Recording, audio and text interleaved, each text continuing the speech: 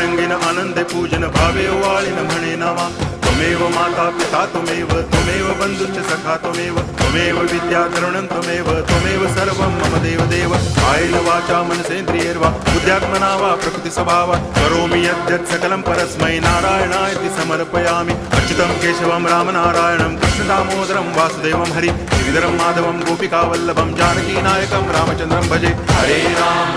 Ram